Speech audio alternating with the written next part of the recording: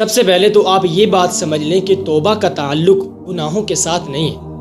یعنی اگر کوئی انسان یہ سمجھتا ہے کہ میں گناہ کروں گا تو پھر توبہ کروں گا، ایسی بات نہیں ہے۔ گناہوں کے بغیر بھی انسان کو توبہ کرنی ہوگی۔ بخاری کے اندر 6307 نمبر حدیث ہے، رسول اللہ صلی اللہ علیہ وسلم نے فرمایا کہ میں روزانہ اپنے پروردگار سے 70 مرتبہ استغفار کرتا ہوں۔ ظاہری سی بات ہے، اس حدیث سے یہ بات بالکل واضح ہو گئی کہ توبہ کا تعلق گناہوں کے ساتھ نہیں ہے کہ آپ گناہ کریں تو پھر توبہ کریں، اس لیے کہ رسول اللہ نے تو زندگی میں کوئی گناہ نہیں کیا۔ اس کے علاوہ مسلم شریف کے اندر 1813 نمبر حدیث موجود ہے، حضرت علی رضی اللہ تعالیٰ عنہ فرماتے ہیں کہ رسول اللہ صلی اللہ علیہ وسلم ہر نماز کے بعد یہ دعا فرمایا کرتے تھے، اے اللہ جو میں نے گناہ پہلے کیے یا جو میں نے گناہ بعد میں کروں گا یا جو میں نے آگے بھیجا یا جو میں نے پیچھے چھوڑا، اللہ میں ان سب کی آپ سے معافی چاہتا ہوں۔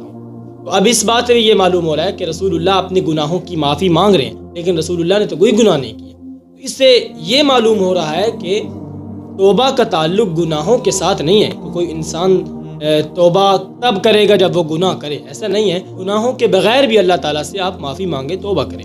اس کے علاوہ بخاری شریف کے اندر ایک اور حدیث موجود ہے، 5673 نمبر حدیث موجود ہے، رسول اللہ نے فرمایا کہ کوئی انسان اپنی نیکیوں کی بدولت جنت میں نہیں جا سکے گا۔ صحابہ نے عرض کیا یا رسول اللہ آپ بھی نہیں جا سکیں گے؟ تو آپ نے فرمایا ہاں میں بھی اس وقت جنت میں نہیں جا سکوں گا جب تک کہ اللہ کی رحمت مجھے ڈھانپ نہ لے۔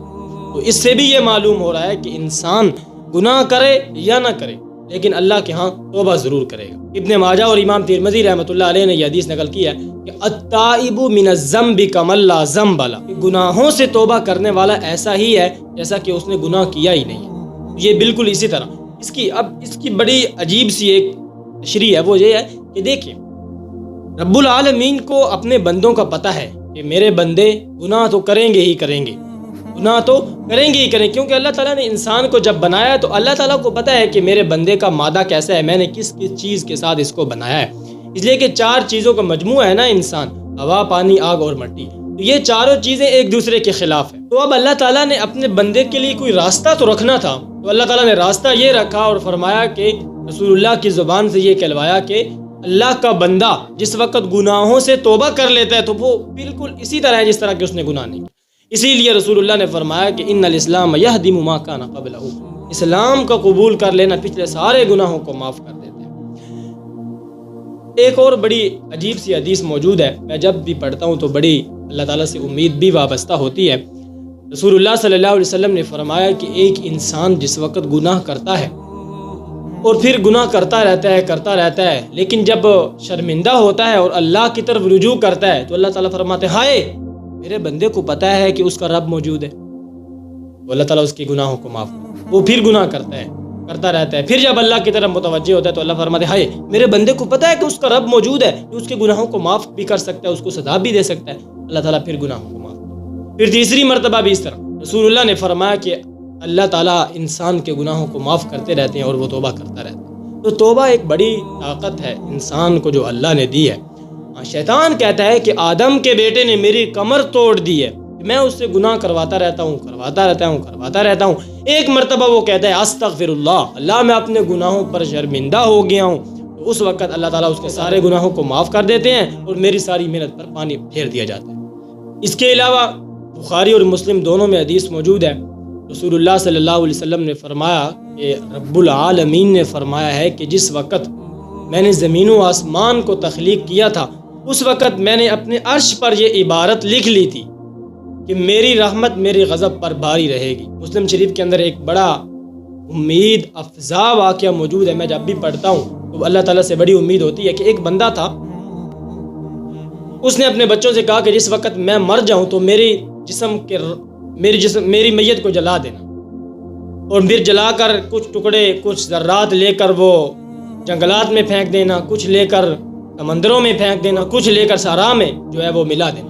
تو بچوں نے ایسے ہی کیا، جب وہ مر گیا تو اس کے سارے جسم کو جلایا اور ذرات لے کر پھینک دیے۔ پھر اللہ تعالیٰ نے اپنی قدرت کے ساتھ سارے ذرات کو جمع کیا اور فرمایا کہ میرا بندہ تو نے ایسا کیوں کہا اور ایسا کیوں کیا؟ تو اس بندے نے عرض کیا کہ پروردگار میں تجھ سے ڈر گیا تھا، اس لیے میں نے کہا ہو سکتا ہے ایسے بچ جاؤں۔ تو اللہ تعالیٰ نے فرمایا ہائے میرا بندہ مجھ سے ڈر گیا تھا تو اللہ تعالیٰ نے اس بندے کو معاف کیا۔ اس کے علاوہ بخاری اور مسلم دونوں میں حدیث موجود ہے، مسلم میں تھوڑی تفصیل کے ساتھ ہے، 6960 نمبر حدیث ہے۔ رسول اللہ صلی اللہ علیہ وسلم نے فرمایا اللہ تعالیٰ اپنے بندے کی توبہ سے اس بندے سے زیادہ خوش ہوتے ہیں۔ اب یہ بندہ کون ہے، اس کی رسول اللہ نے تفصیل فرمائی کہ جو ایک مرتبہ اپنا سامان لے کر کہیں جا رہا تھا، ایک سامان لے کر کہیں پر جا رہا تھا اور راستے کے اندر اس کا جو سامان تھا وہ اونٹ پر لدا ہوا تھا، اور راستے کے اندر اس نے ایک جگہ پر پڑاؤ کیا، صحرا کے اندر جب پڑاؤ کیا تو اونٹ کے سائے کے اندر سو گیا۔ اب جس وقت اس کو جاگ آئی، اس کی نیند ختم ہوئی، تو اس نے دیکھا کہ اس کا اونٹ تو نہیں ہے، اس کا سامان بھی نہیں ہے۔ اب وہ بڑا پریشان ہوا، اتنا پریشان ہوا کہ پھر دعائیں کرنے لگا کہ اللہ تعالیٰ یہ اونٹ میرا واپس آ جائے۔ تو پھر جب اس کی پھر آنکھ لگی تو پھر اس نے دیکھا کہ اس کا اونٹ تو واپس آ گیا۔ اس وقت یہ بندہ اتنا خوش ہوا اور خوشی کے عالم میں اس نے کہا کہ اے اللہ تو میرا بندہ ہے، میں تیرا رب ہوں۔ تو رسول اللہ نے فرمایا جتنا بندہ یہ خوش ہوا ہے نا، اس سے زیادہ اللہ تعالیٰ اپنے بندے کی توبہ پر خوش ہوتے ہیں۔ اس کے علاوہ مسلم شریف کے اندر حدیث ہے، رسول اللہ صلی اللہ علیہ وسلم نے فرمایا کہ ہر انسان کے ساتھ ایک شیطان ہوتا ہے جو اس کو برائی کی دعوت دیتا ہے۔ صحابہ نے عرض کیا اللہ کے رسول آپ کے ساتھ بھی ہے؟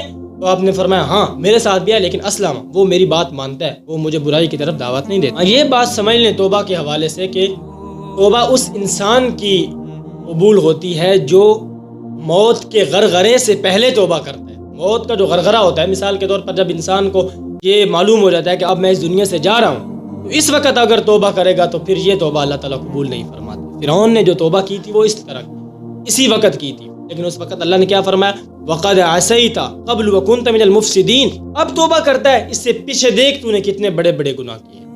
اللہ تعالیٰ غفور الرحیم ہے، معاف کرنے والے ہیں۔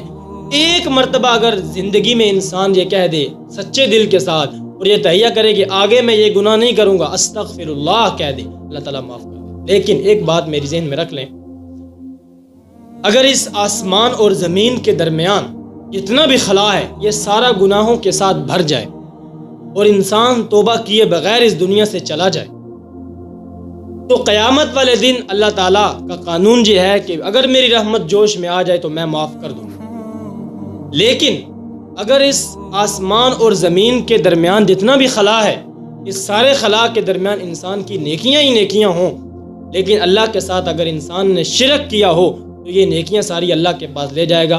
حبطت اعمالهم فلا نقیم لهم یوم القیامت وزنا، اللہ تعالیٰ فرماتے ہیں ان نیکیوں کے اندر شرک والا گناہ آ گیا ہے تو اب ہم ان نیکیوں کا اپنے ترازو کے اندر وزن بھی نہیں کریں گے، ساری نیکیوں کو جلا دیا جائے گا اور انسان کو ہمیشہ کے لیے جہنم میں ڈالا جائے گا۔ یہ بات سمجھ لیں، اگر شرک نہ کیا، باقی گناہ کیے، اللہ نے اگر جہنم میں ڈال بھی دیا، ہمیشہ کی جہنم نہیں ہے، اور اگر شرک کیا، باقی گناہ کیے یا نہیں کیے فرق ہی نہیں ہے، تو اللہ تعالیٰ ہمیشہ جہنم میں ڈالیں گے۔ ہمیشہ کا لفظ آپ یاد رکھ لیں، یہ ایک فرق ہے، یہ ایک ایسا گناہ ہے اگر اس کی توبہ کیے بغیر انسان دنیا سے چلا گیا تو یہ معاف نہیں ہوگا، ورنہ توبہ کے ساتھ شرک بھی معاف ہو جاتا ہے۔ اللہ تعالیٰ نے کیسا اپنے بندے کے ساتھ محبت کا اظہار کیا ہے، جتنے بڑے گناہ کر لے اور جتنے زیادہ کر لے، لیکن توبہ کرے گا تو اللہ تعالیٰ معاف فرما دے۔ تو آخر کے اندر میں پھر یہ بات عرض کر دوں کہ دیکھیں جس وقت آپ سوال کریں گے تو پھر آپ جواب کی توقع 5 سے 10 منٹ رکھیں گے۔ کی وجہ یہ ہوتا ہے کہ میں نے